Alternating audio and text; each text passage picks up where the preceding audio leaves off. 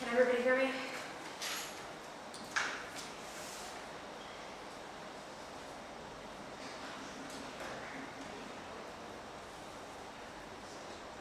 No one can deny that U.S. involvement in Panama has irreversibly altered the course of the country's history. What we on OG are going to come and prove to you is that the Panama in which the U.S. has intervened in the ways that it has throughout history is a more financially stable Panama and a more politically stable Panama, and that these are the metrics that we should be prioritizing in this debate because they are better for all citizens and better for the global community as a whole. Okay, so first, one, the Panama in which the U.S. has intervened is a more financially stable Panama. First of all, why is this important?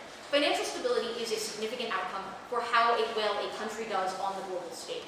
What it means is that it is consistently viewed as a good trade partner. It is viewed as a place that companies, international corporations want to come and build like factories or companies or whatever. It is a place where lots of people often will come to vacation. It is a place that people could see as a place where they want to spend their money and buy products from.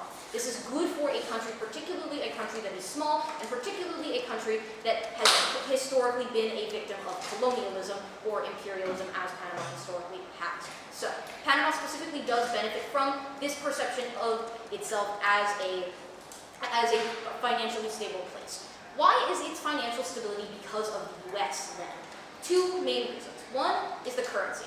Panamanian currency is keyed to the US dollar. This means that it is stable, or at least as stable as the US dollar is. Fortunately for Panamanian currency, the US dollar is considered one of the most stable currencies in the world.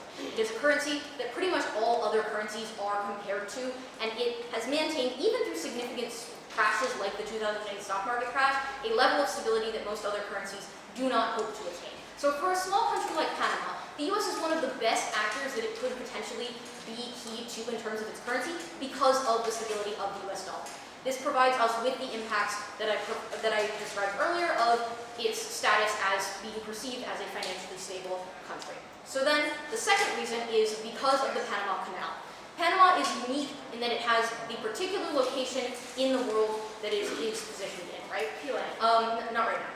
We think that it is probably likely that the canal would have been built either way, whether the US had been involved or not. But because the US was involved with the construction of the Panama Canal from the start, it meant that it had a reputation for being associated with a country that is generally perceived as stable and had a vested interest in building the canal's reputation as a trade pathway for the entire world. We're not going to deny that the US has had ill intentions in terms of imperialism. We agree that this is something that the US has been motivated to do, but ultimately for Panama, this is a benefit in terms of the canal specifically because it meant that the US interests in the rest of the world coincided with the US interest in promoting the Panama Canal as a place of trade and as a place for the world to send their ships through.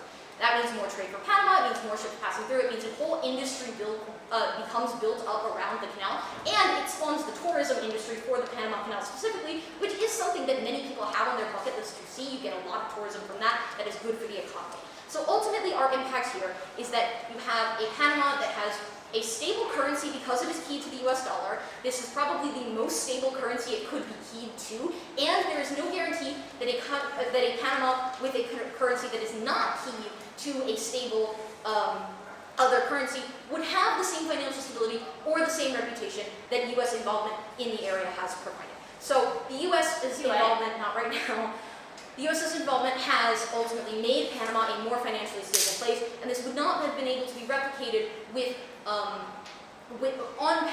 Panama on its own, and is unlikely to have been replicated by another actor, and there are a couple reasons for this.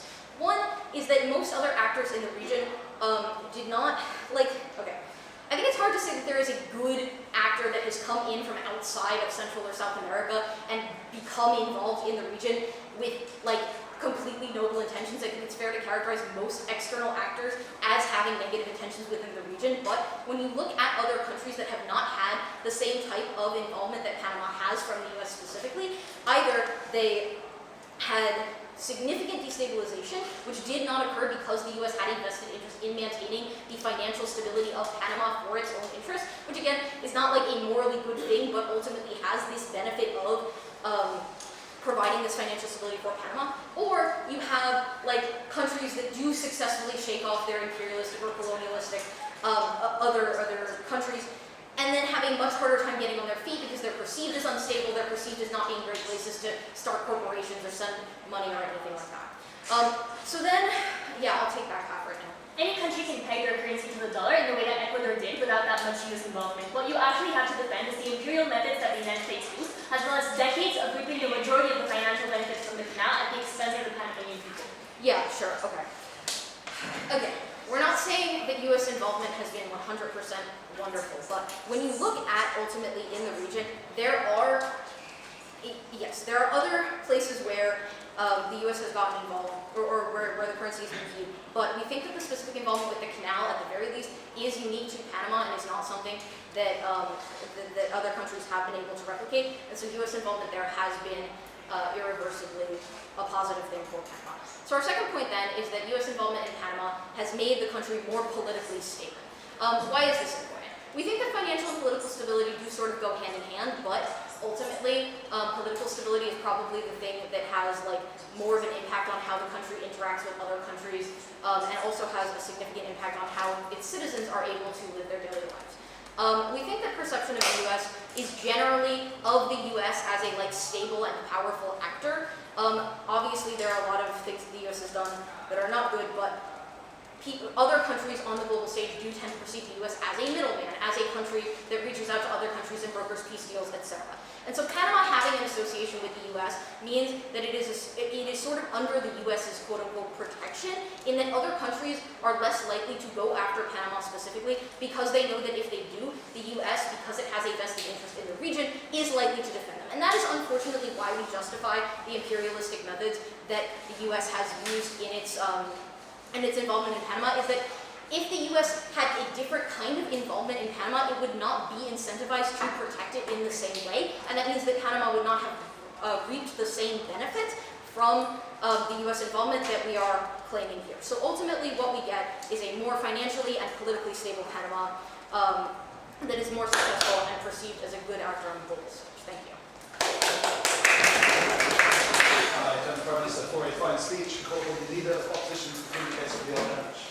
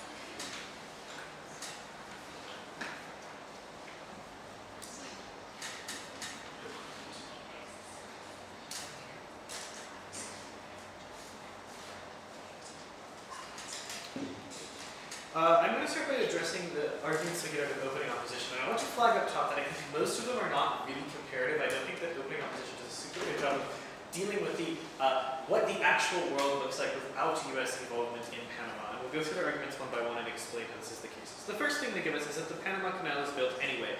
Okay, that's what we said. They said that sovereignty would likely be returned earlier. That's the difference that they're going for here. But it's unclear to me why France would return it earlier. The argument that they're trying to make is that France has less stake in the region than the U.S., but I don't necessarily think that that actually incentivizes returning it earlier, right? The U.S. being so close, I think, has more international scrutiny on its relations with Latin America. I think that U.S. sort of imperialism in Latin America is a much larger issue on a global stage than European imperialism. I think that there is less pressure on European nations to be pulling out of Latin America than there is on the United States to do so. I think that there is less of a sort of headwind in the there's a greater headwind in the United States to sort of get rid of the sort of imperial remnants within Latin America than there is in France. So I don't actually think that it's clear why that would likely be returned earlier. I think it's probably at best along the same timeline and at worst slightly later. I don't think that's a big difference either way. They talk about dollarization. I think that this is where we start to get some just factually wrong claims, like tourists don't like spending in US dollars. That's not true. Tourists like spending their money efficiently.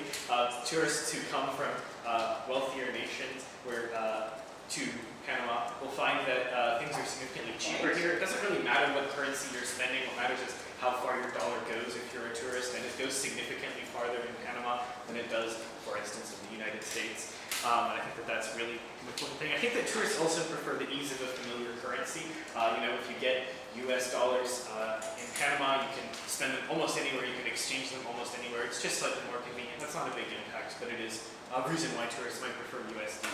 I also think that it makes US tourism stronger. I think that this is the sort of this is one of the key impacts that opening government is pushing, is that the sort of tie between the United States and Panama makes people across the world sort of perceive Panama in a more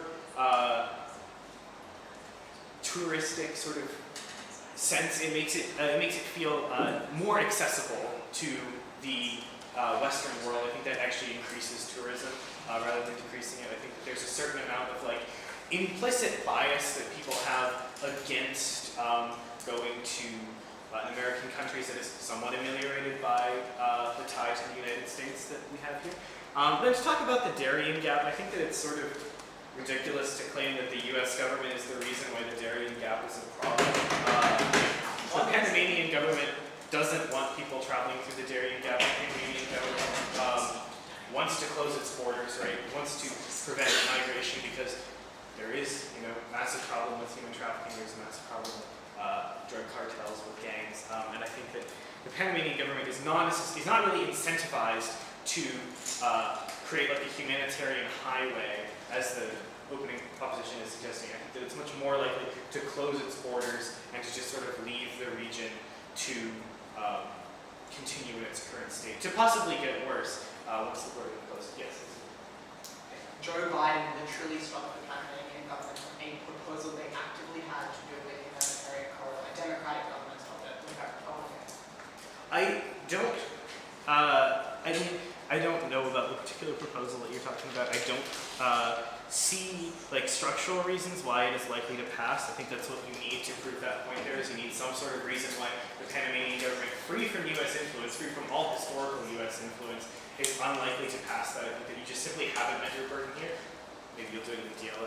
Now let's talk about opening government's case and rebuilding that. I think that up top, the issue that you should care most about in this debate is the stability of the nation along both political and financial lines, right? The impact here, instability does massive harm to citizens. There's less access to resources, higher poverty rates, greater mortality, greater corruption in government, more coups, potential rise in authoritarianism, right? We've seen this recently in Venezuela, the results of people fleeing en masse, rise in violence experienced both in the nation and during the migration process.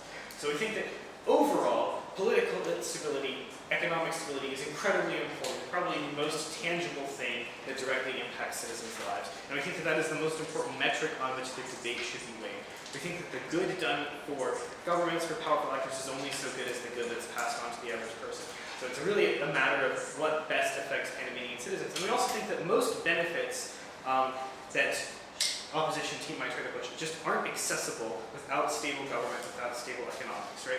Solving the problem in the Darien Gap, solving tourism problems, solving the problem of whether or not there's going to be a tax haven, right? I think that it's hard to access these benefits without this stable government, without a stable economy. Because these benefits don't really matter to people until their base material needs and liberties are fulfilled. So I think that the core of this is that we think that that is why the stability is the most important impact of the debate. To talk about why then briefly rebuild, yes, let's take this. Even if your economic argument is true, this is bad for Panama because it exacerbates inequality in a way that hurts the most vulnerable Panamanians in rural areas.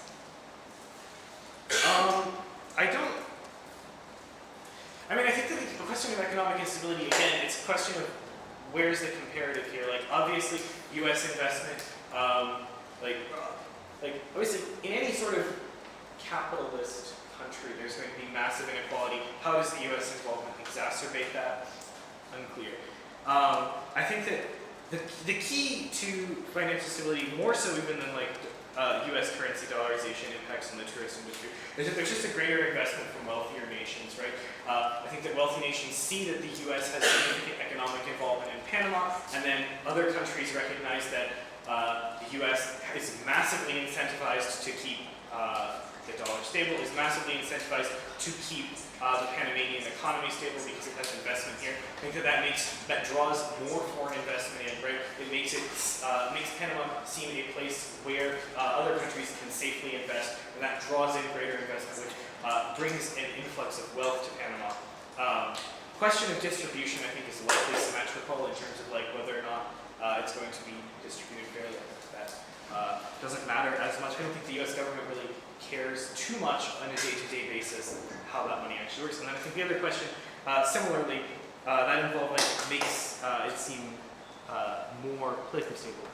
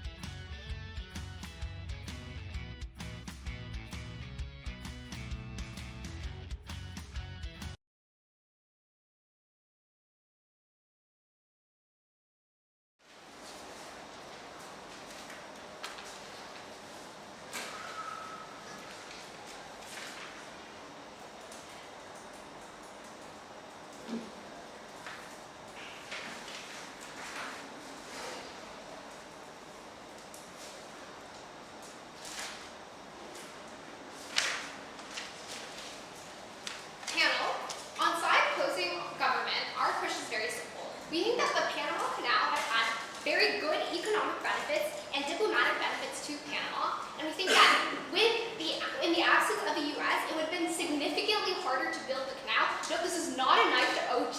You're saying that it would have been much difficult and taken a lot longer of a time, and this time trade-off is what has allowed Panama to accelerate their economic growth. Okay, firstly, I think that some framing. I think it's important to note that outside of the canal, Panama is a relatively small country, and there not as many natural resources within Panama compared to other potentially South American or Central American countries.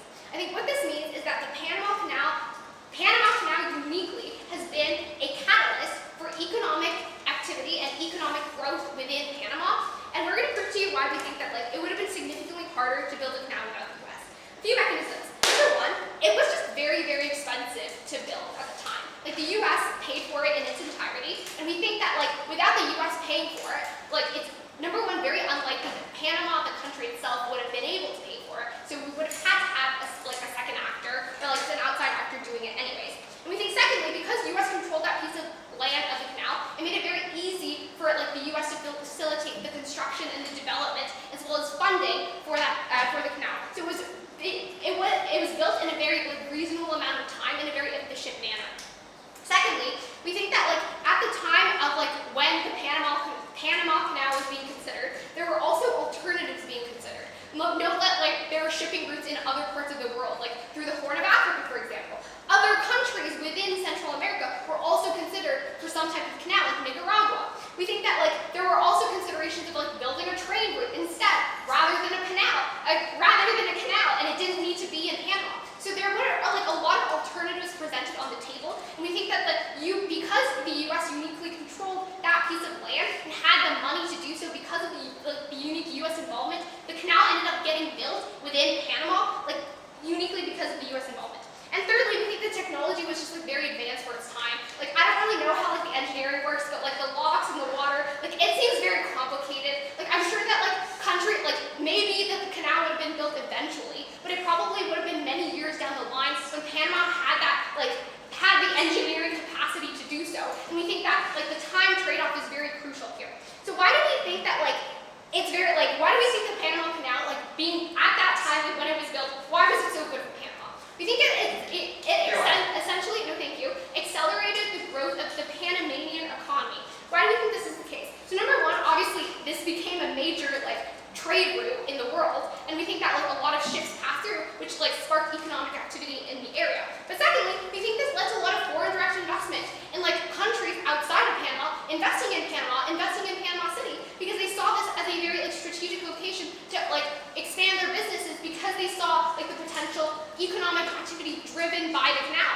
So we think that Panama uniquely received foreign direct investment and investments from elsewhere that it otherwise would not have to accelerate their investment or to accelerate their development.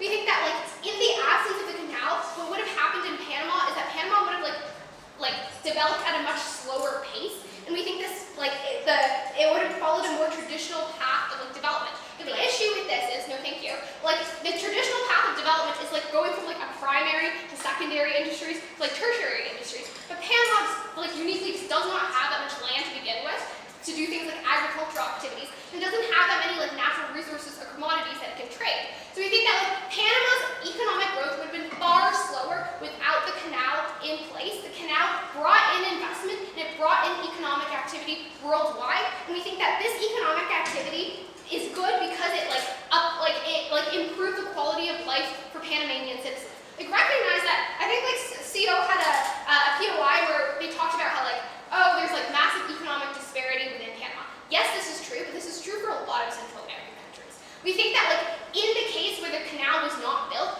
it would have been even worse, and we think that more of the population would have had even worse quality of life because the economic development would have been far slower. So we think that when we talk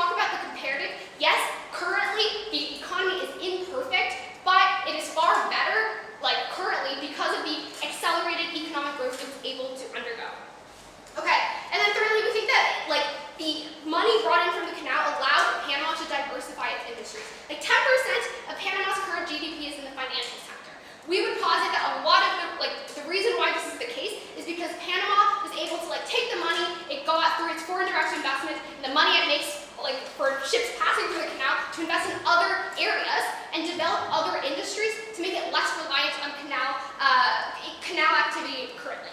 Secondly, we think that canal neutrality has very positive diplomatic benefits. I'll first take a POI if they have one. France had already started building the canal before the US took over. They were, in the 1900s, a very rich country with lots of African colonies. Why is this a meaningful change in the speed of building compared to the fact that the US controlled the revenue for 70 years? Okay, I think firstly, it's unclear why France would have given back the canal any earlier.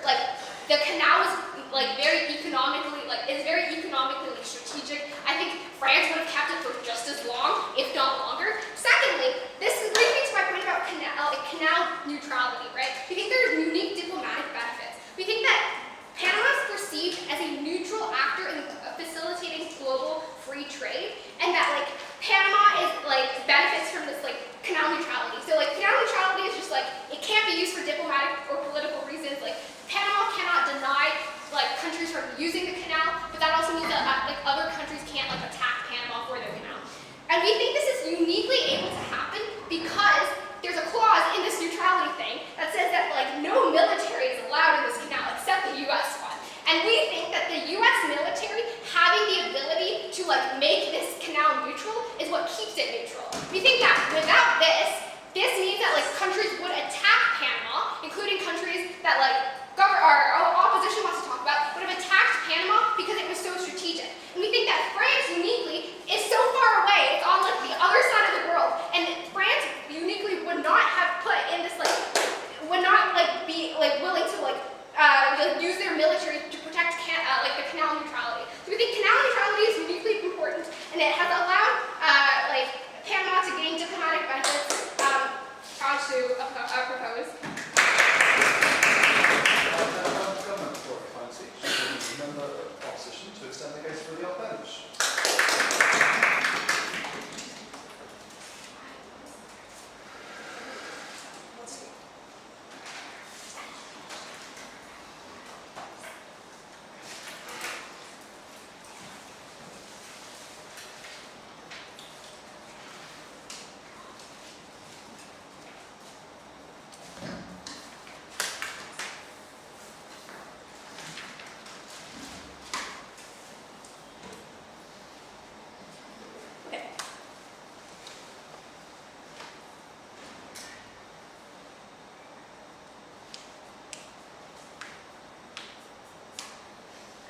When it's boiled down, countries are necessarily made up of two things: society and the economy.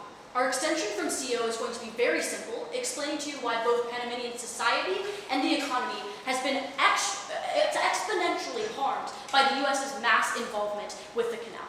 Few things in the speech. First, I'm going to give you some brief responses to what we just heard out of CG, then moving into our first point about social stratification, our second about a resource curse, and finally weighing over why we beat OO.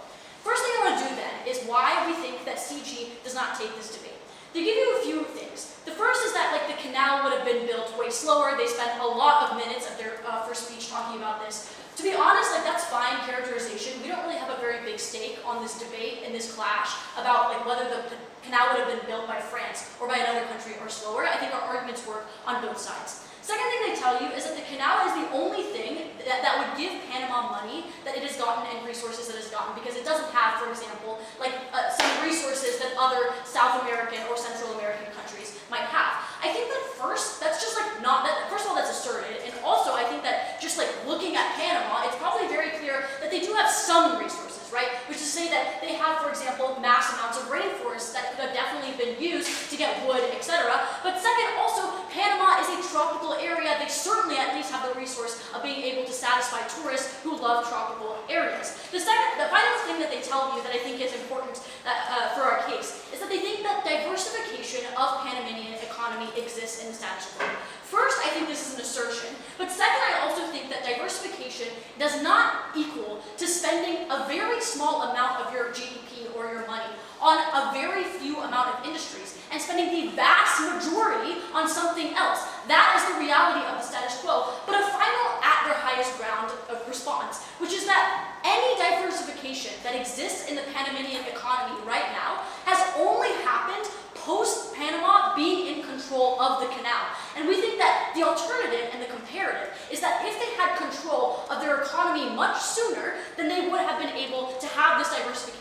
much sooner.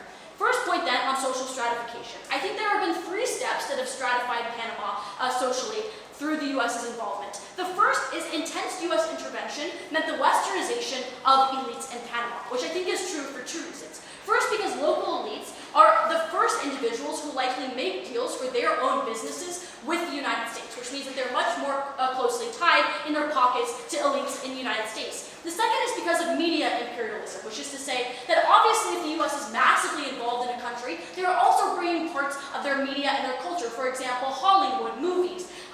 They didn't have TikTok back then, but I'm sure it exists here also now. The second thing, though, that I think is really important is about mass importization of US culture. And I think that this is really problematic, primarily from elites, but also from businesses that likely moved in. For example, there are probably a lot of US chains, food chains, and also like departmental stores that came to Panama to try to satisfy the US population that moved to Panama when the canal was being built, the elites, etc. The third reason is that I think because the US established quasi-colonialism and gave citizenry, US citizenship, to individuals who were born within the Panama Canal Zone, they developed a sort of second-class citizenry within Panama, which is to say that you were either a US citizen or you were not a US citizen. You were either somebody who had one of the strongest passports in the world, you had access to relatively wealthy neighborhoods because you were born in the Panama Canal Zone, and you had direct protection from the United States, or you were not. And I think that this led to a few impacts. The first is the polarization of politics. I think that you got less empathy on an individual level because people were unable to relate to each other because of the second class, or because of the 2 classes of citizenry. The second is that I think you also got politicians that were much more pro-American. And obviously this is true for like the dictators that O talks about. But I think that this is also true past the dictators and in the status quo, because I think that we outweigh them here because the likelihood of our characterization of politics, which is that politicians are much more likely to be pro-American, voted into office, for example, is more likely to exist far into the future beyond the time period that dictators had existed, that they said, even though like everything they said about dictators is also true. I think the final impact that you get is crowding out of indigenous culture. And I think this is particularly harmful because it would not happen otherwise. Which brings me to the comparative, which is that maybe there was some westernization of elites. It's probably unlikely that you can stave that off for very long. But I think it is true that it would have happened as fast and it would not have been as much. Because if other countries invested in Panama, it is likely that A, they would have been able to compete regardless of which characterization you use of when the canal was built, but B, also that Panamanian indigenous and local culture would likely have existed and have kept on existing because they would not have faced such a mass amount of push from the United States in terms of culture. Second thing then I want to talk about is resource curse. I think the characterization here is that the canal was built and Panama was developed incredibly quickly. And I think CG gives you an information about this, but basically it was pumped with US funding, FDI, etc. And the US had an incentive to develop it incredibly quickly because it was entering into an era of being a superpower in the global order. I think the very fast development was bad for Panama because Panama, the Panamanian economy did not diversify, which is to say that if development had happened slower, Panama might have invested in other industries, like manufacturing, perhaps like the rainforest industry, or tourism. Instead, Panama is incentivized to funnel lots of money towards growth and upkeep of the canal. And before I continue, if there's a video I want to say. Okay, I think the canal has led to some stability, as the government bench has said, but I think this flows into this argument, which is to say that if it's stable, people are investing, that only adds to the mass industrialization and development of Panama and the lack of diversification. I think dependency via a lack of diversification is really problematic for Panama for 3 reasons. First, because of climate change problems. The past year in rising sea levels has seen a lot of problems for Panamanian officials trying to fix the Panama Canal with regards to climate change. And I think this will only happen further into the future. Second is the rural and urban divide that Mariana POI. But third, I think that the current economic partnership and continued dependency on the United States into the future is unlikely to break if you have this very historic economic tie in the past. The comparative is the economy wouldn't have been reliant on only the canal. Other countries would not have been as one-track minded as the United States or as close, and economic isolation wouldn't exist. Very quickly on why I think we outweigh over OO, we give you reasons as to why the building of the Panama Canal and how it happened, which is a certainty, was bad. They give you reasons as to why the comparative, which they didn't defend properly, could have been much better, but we win on certainty because we talk about how it was actually built. Very proud to stand with closing up. Time for the opposition for a fine speech and call upon the gentleman first. Please go.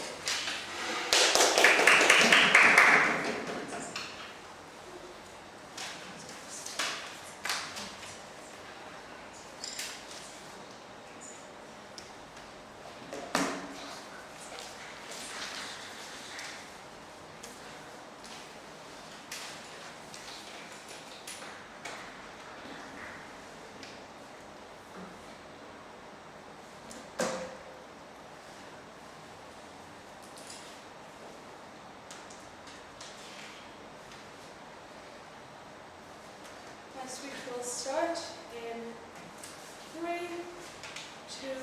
1. Panel, we explained how the time trade-off, i.e. the amount of time in which the Panama Canal, in between the Panama Canal being built on our side of the house and not built on opposition side of the house, led to significant enough economic, political, and trade-based harm that it would be fundamentally way more impactful to Panamanian citizens than any other team in this round. So proud to propose. So, first of all, differentiating ourselves from opening government. We tell you about this time trade-off. We say also that, Panama would diversify so much more slowly without the US-specific involvement. Note that this applies even if, France is the counterfactual, aka US is way more powerful than France. It has way more of an ability to invest in Panama. It has way more of an ability to defend Panama. More on that later. But also just Panama by itself, or Panama with a less strong or less invested person helping it, would be struggling with not having many resources, with not having much foreign direct investment, and from not being able to diversify its economy. My partner uniquely tells you how we manage to diversify Panama's economy. Okay, no, not yet. Yeah.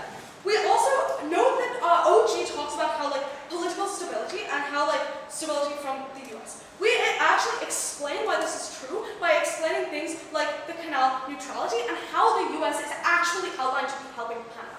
Additionally, we explain how the Panama Canal makes Panama somewhat of a target, both in terms of trade as well as even potentially in the highest impact scenario militarily, because without this US investment, the canal is an incredibly important resource to control trade to the entire world. Panama needs a very powerful supporter to back up the influence of the canal. Okay, moving on to closing opposition. Here we go. Okay, so first to address the refutation they provided to us. They say that Panama actually does have resources, that it does not need the canal in order to diversify and in order to build its economy. The two things they point out here are tourism resources and natural resources. First on tourism. I will note that this is very difficult if you have a bad economy and bad politics, which they are way more likely to have, on their side of the house. On our side of the house, we are able to get tourism partly through the good economy and the good politics that is uniquely propped up by the US. Also, on natural resources, Panama again is very small, so even if they are using all of the natural resources at their disposal, it's first of all not that many, so the difference is marginal. They are also likely to run out, and in the process of doing so, they will decimate their environment, which will A, hurt the tourism industry, and B, is probably bad because we care about the environment. Okay, they also talk about diversification, saying that it only happened after control of the canal. If they had control sooner, the argument goes this diversification would happen. This is simply not true. You cannot diversify the Panamanian economy without the income of the canal. It is just not possible. The Panama Canal and its construction resulted in a huge influx of foreign direct investment, as well as just by making the Panamanian economy more palatable on the global stage. This only happened with the US influence because of how powerful the US is, both in terms of hard power, ability to defend the canal, as well as also its soft power. So, without having this huge influx of funds, you are just not able to build your economy from the ground up. Note again, Panama's lack of significant natural resources, lack of significant industry outside of this. Okay, at the very least, even if they had managed to diversify somewhat, it would not be nearly as much as we get on our side of the house. We explain to you why this is uniquely important. Okay, they also talk on this social stratification point, basically saying that people are more inclined to US culture and there's more of an income differential within Panamanian society. First of all, I don't think it is explained why the US culture influence is specifically bad, but even insofar as we buy that there is income inequality, this simply does not matter if we are benefiting the worst off in society as well. I.e., if the Panama Canal and the income from it, the diversification and all of the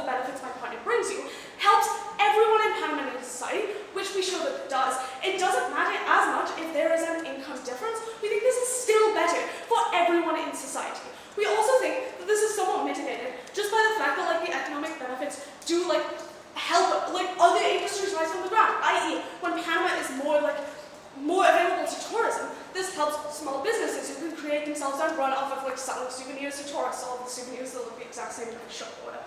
Okay, so we also specifically tell you like the impact of economic like growth. So to just very, very distinctly outline how Panamanian citizens benefit from this and why we aren't closing government money.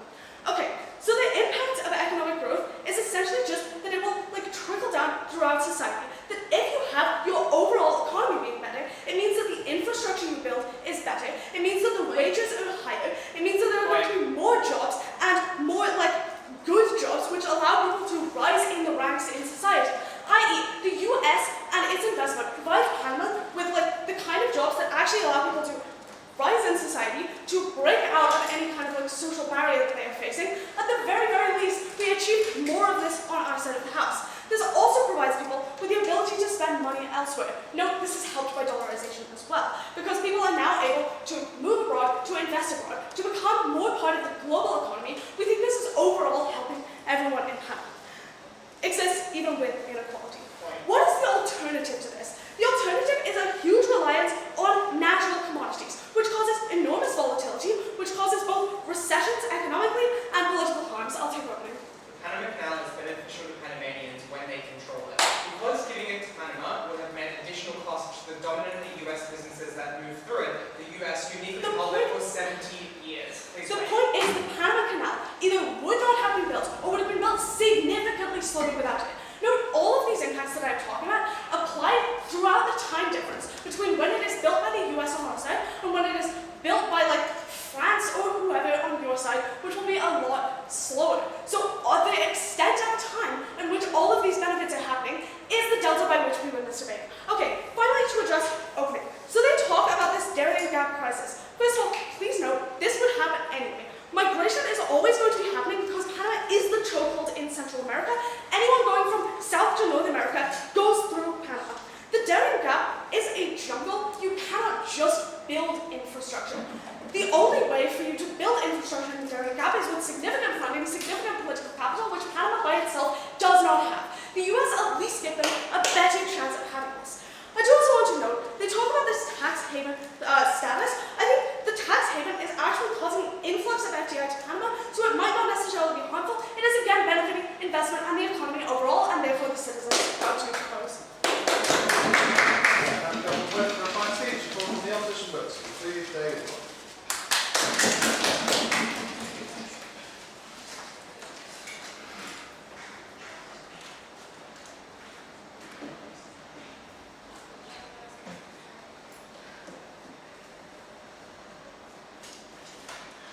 I'm so sorry. Is there if I go to the bathroom, I don't want to cause a diplomatic incident by trying to wait 7 minutes. That's Is that absolutely okay? fine. Don't come back in though during the speech, if that's okay. Of course. Yeah.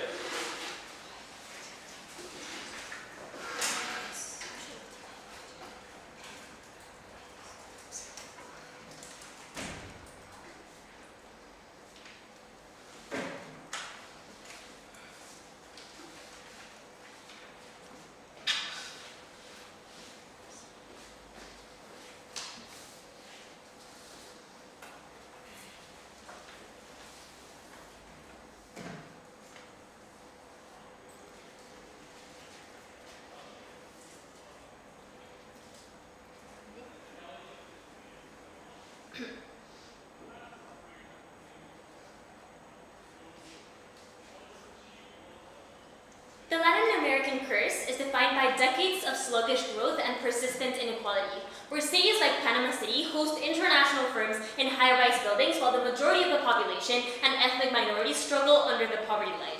This is a result of three things that happen on-site government. First, economic dependence on foreign actors like America that take more than they give and that own your sources of economic growth, like the United States owned the Panama Canal for literally decades. Secondly, economic specialization that means countries are extremely vulnerable to shocks, as Genevieve talked to you on climate change, reducing massively the amount of revenue that the Panamanian government received this year because of droughts around the area, and that concentrates wealth in the already privileged white elites that are the most likely to align themselves economically and politically with America. And thirdly, a fractured society that because of a lack of empathy and because of the concentration of political capital will structurally fail to pull up the needy. Now, why does this beat the analysis that was brought to you by opening government? I think, by opening opposition, sorry. I think crucially, we have a massively larger margin of win and larger delta on our side of the house than they do. They talk about, they talk about tourism, they talk about gang violence and the Darien Gap. However, the main reason why the Darien Gap hasn't been developed is because it's like physically very difficult for a highway to be developed in the Darien Gap. There's mountains, there's rainforests, there's a massive fucking river that runs between it. They had to prove the comparative, which I don't believe that they were able to do. They talk about how the US not liking migration is the reason why the Darien Gap hasn't been developed. But the closed borders of the US is mostly a 21st century policy. During the 20th century, the US actually allowed and welcomed a lot of migrants, etc. I just don't believe that this is like a massively historically accurate argument, even though I like the spirit of it, and I think it's good. Lastly, they talk about dictatorships and how the US funded dictatorships in Latin America. While this is true, and I think that this is a very substantial argument in terms of like the amount of individuals that died, dictatorships were a wave in Latin America. Democracy emerged regionally in the 80s because of the growth of things such as labor unions and the growth of the middle class, etc. What they have to prove to you is that democracy would have like emerged in the comparative, and they had to prove to you exclusivity. I believe that our arguments are massively more exclusive. We have a larger margin, therefore we beat our opening. Now, I want to talk about why we beat closing government first. What they had to prove to you for their arguments to be salient is that the economic capacity of Panama is reduced to the fact that it is a skinny strip of land and therefore it is easy for the United States or for another actor to like build a canal there, and they're agreeing with me. This is just not true. Panama does have a huge amount of natural resources, hence the reason why it is one of the mining hubs in Latin America. It has a lot of foreign companies that are extracting resources in the same way that they do in a lot of Latin American countries. It also has a massive amount of tourism, because of its islands, because of its beaches, its unique wildlife, its rainforests, etc.